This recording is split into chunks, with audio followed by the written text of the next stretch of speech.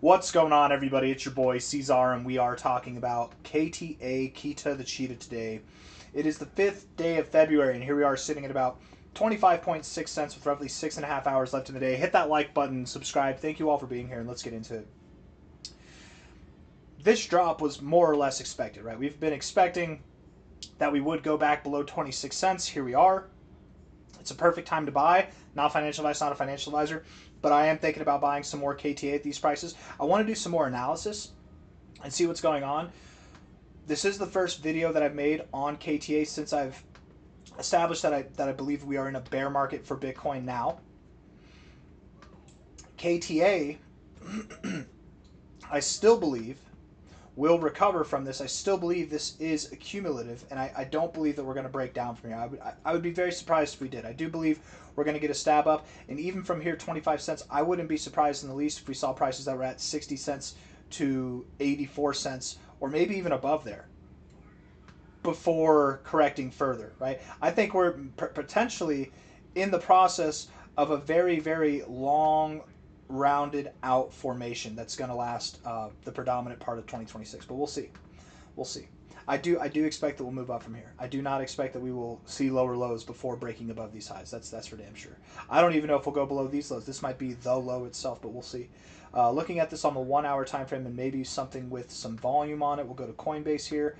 There's a lot of volume here happening as we're dropping down, right? That's a lot of volume, but we're not going anywhere. We're not going anywhere at all. I mean, we had a lot of volume here, and we didn't get a lower low. We didn't go anywhere. And so we moved up. I mean, I think it's the same thing going on here right now. Let's see. Let's see. Can we show an example of this? I mean, here you had a spike in volume, right? It wasn't the largest spike in volume, but it was a larger standout spike in volume here, and you didn't go anywhere. So you reversed, right? That's my thoughts here. So I really do think KTA here at about 26.1 cents. It's at a phenomenal time to buy.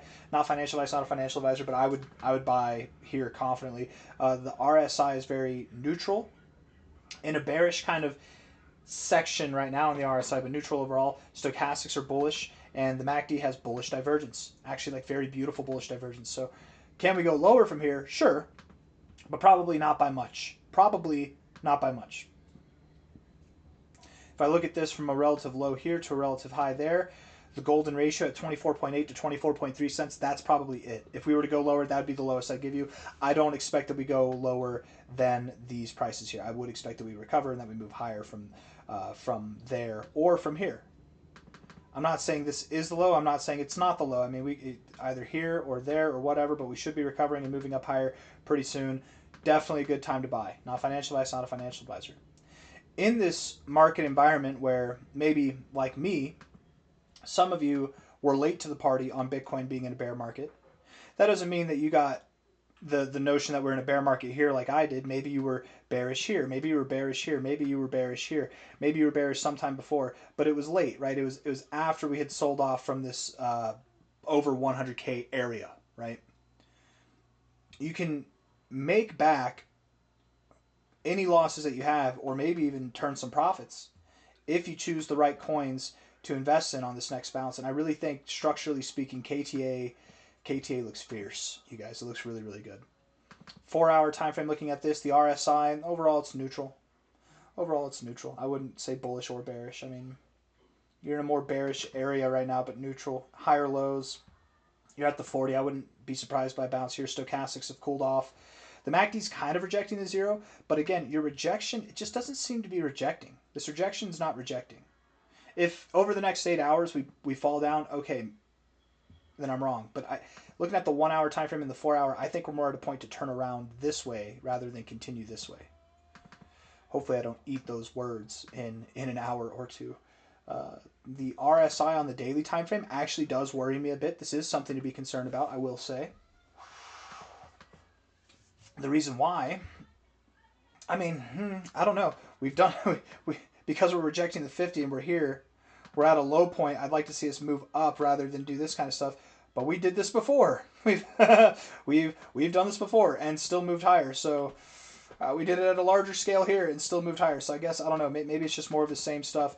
Overall, you definitely seem to be postured in a positive way. I just think you've broken out of this. I don't like that we've broken out of this uptrend here. I don't like that we rejected the 50. We found support at the 40. That's nice. We need to get back above the 50, and we need to break through the 60 here. If we can break through the 60, we'll get overbought. And if we get overbought, this breakout of this overall range will happen likely within the next month or two, sending us immediately. And I genuinely think we'll see prices probably closer to like 70 to 80 cents rather than 60 cents, but something up there. We're at 25 cents now. Phenomenal growth potential, really phenomenal growth potential. Stochastics seem to be reluctant to get oversold, which is a positive, but they're weird. So is the price action though, so that's fair. The MACD broke above the 0 on the oscillators, came back down to the 0 to find support. This is the time to get your freak on.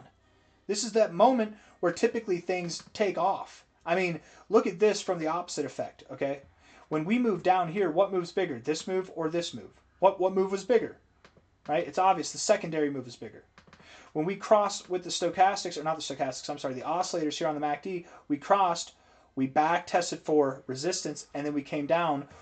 What do you think? Was it this that represents the big move or this that represents the big move in the price? It was this one. This one represents the big move. It was the secondary interaction after rejecting the 0. Same idea, but to the upside here. Crossed above the 0, and now we're finding support at it. Whenever we move up, what do you think the bigger reaction is going to be? Is it going to be this move here from a low to a high, or is it going to be this move here, which is it's going to be bigger? Likely it's going to be bigger. Using that applied logic, hopefully we're using it appropriately, from a low to a high. I'm not measuring from that low. I'm measuring from this low. You don't like it? I don't care. Low to high. I'm measuring because I'm measuring this move. This move, this, not this to this, is what generated this cross in the MACD. I mean, I guess if you look at the stochastic, you look at the oscillators here, not the stochastics. I'm sorry, the oscillators. It looks like it started back here or back here. I mean, that's fair, but I'm measuring this move because that's what I do. This move will be likely smaller than this move, assuming that's the low and we move higher. So if we were to make this same movement here, that would put us at about 40 cents. We probably don't stop there. We probably see something above there.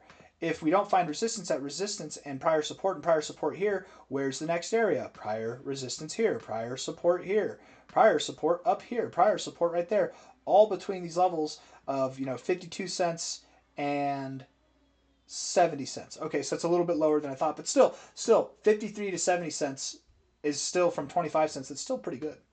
It's still pretty good in what likely will be like the next month or two. And we could go higher. We absolutely could go higher. Maybe we do go a little bit higher. We throw some fibs on here to try to make sense out of it from a high to a low perspective. Now we do take this low. I mean, the golden ratio is just a little bit higher.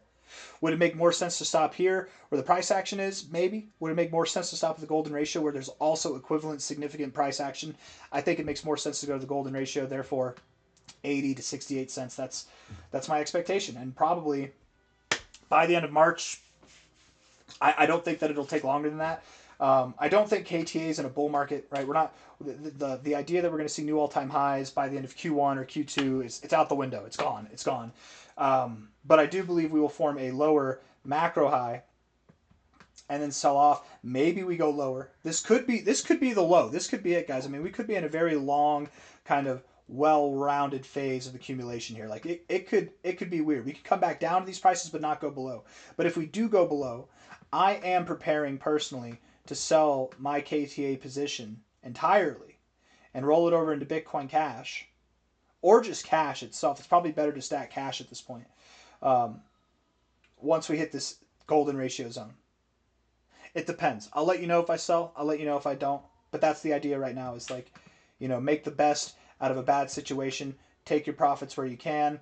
And then hold cash and stack cash. That's the environment we're in, right? In bull market conditions, you're supposed to stack cryptos. In bear market conditions, you're supposed to stack cash, and that's what I'm trying to do here. So, looking at this on the daily time frame, again, I don't like that RSI. I don't mind the stochastics, and I don't mind the MACD. What about the 3-day time frame? 3-day time frame, not really anything to go off of there. I mean, we're about to cross. That's cool. The stochastics are weird. The price, we're just moving sideways and choppy so long. It's probably not going to be helpful. Probably the same thing on the weekly. What I will say is nice is these stochastics look fierce, bro. Getting out of the oversold zone, bouncing off the oversold zone. This looks really good. I'm very confident in Bitcoin Cash. I'm very confident in XCN, but KTA, there's some real oomph going on this weekly chart. And of course, I have the most confidence in Bitcoin Cash. Second to that would probably be XCN, but KTA is right there, guys. Like it is right there. And if I had to stack any cryptos in this bear market, it would be probably between those three, personally. Not financial advice, not a financial advisor. Maybe Dogecoin, maybe some Zcash, Monero, ETH and Bitcoin and Solana are always good. XRP. I would stay away from SWI. Stay away from SWI, guys. Stay away from SWI. Stay away from Hyperliquid. Stay away from Aster. Stay away from Plasma. Stay away from COAI. Stay away from Trump and Melania and Pangu and Pepe and all these coins that were pushed by the VCs in crypto. Just stay away from them, you know. I don't really know what else to say, so I'll probably just end it there. Let's look at KTA to BTC. Let's just see. KTA BTC. And just plainly here, speaking plainly, before we actually do that, I'm just thinking, and this is something I wish I said in one of my Bitcoin videos that I made today. In my experience with bear markets, because this is my 4th bear market now. In my experience, the worst thing to do is obsess over the charts. We're going to obsess over them every day anyways, but don't obsess over the charts and don't try to make a bunch of plays where you're going to make money in a bear market, right? Don't do that. That's not what we're doing here. Be in a stacking cash, right? Living, maybe you have to live frugally, maybe you don't, depending on your situation. But living frugally, trying to just stack cash, stacking cash, put it in USDC or USDT, get those staking rewards, whatever. Stack cash, and the point of what I'm trying to get to is it's not about the price, it's about the time. It's about the time, right? Back here, whenever Bitcoin was going through this bear market, I told myself, okay, if we go to $100, I'll buy there. Or if we go below 150, I'll buy there. And it was at 166. Didn't buy there, right? And so it moves up. And really, the time is what we should have paid attention to, because you're at this year plus time where the bear market was over. So the time is what we should have paid attention to. At that time, you should have been DCAing full go in, right? Here, you might be thinking, oh, wow, Bitcoin was at $20,000. Now it's below 6K. Or it's below 10K. It's half off. I'm going to buy right here. This is so obvious to buy. What a horrible idea. Who cares? It's only been 2 months. Wait a year. Wait a year. And then you have 1, 2, 3, 4, 5 months to accumulate at the low prices. Time. Don't worry about the price. Worry about the time. Right? Here, whenever we found our low, if you started buying once we were at 70K, 69K high, if you started buying once we got to 30K, you're probably not mad at yourself now. But if you did it instead of based off of a number, a numerical thing below this low, you did it on a time perspective, you would have had a lot more time to accumulate. If you're focused on stacking cash instead of buying at a specific price, you hear what I'm saying? I don't know how well I'm explaining it, but what I'm trying to say here is time. We're in a phase in this market condition where you have so much time. It's not crunch time. It's time to save. It's time to save money. Save your cash. Okay? And then whenever the time comes, then you put it in. I don't know if KTA, I really don't know if in a year from now or in the next 6 months, I don't know if KTA will be at a lower price. It might not be. It might not be at a lower price at all. But then over that 6-month period that you've been accumulating cash and you want to put it into KTA at lower prices, but those lower prices never came, there's going to be a plethora of other cryptos that will be at lower prices. I wouldn't be surprised if KTA saw lower prices by the end of this year. I wouldn't be surprised if this was the low of the year itself, or of this whole process itself. Things are screwy right now. We're in weird conditions, you guys. Institutions are picking up projects left and right, and there's probably going to continue to do that. And KTA could be one that they pick up. I say they pick up, maybe put money into, same thing. I trust the leadership in KTA. I think they got strong leadership, so I think this project will be fine. Definitely a good long-term hold. regardless of what your intentions are, you want to buy here, catch the rip, sell it, maybe DCA down here. You don't want to buy it at all. You want to panic sell here, whatever. It does its thing. Maybe you'll buy later, maybe you won't. You want to just hodl it forever, let it go to zero, keep buying more until it comes back up. Whatever you want to do. I think as time goes on, all paths will take us to new all-time highs inevitably. It's just not going to be in the time format that we originally thought for a lot of this time. So from here, the expectation remains from a high to a low. We'll go somewhere around the golden ratio, around 70 to 80 cents, probably by the end of Q1, if not sometime in early Q2. Great time to buy here below 26 cents. I don't have really anything else for you. I hope that this wasn't too much rambling. I have a way of doing that. But hit that like button, subscribe. Thank you all for being here. I'll see you on the next one, okay? Take care of yourselves. And I'm going to buy some KTA at these prices. I'm definitely going to buy some KTA at these prices. All right, take care. Bye-bye.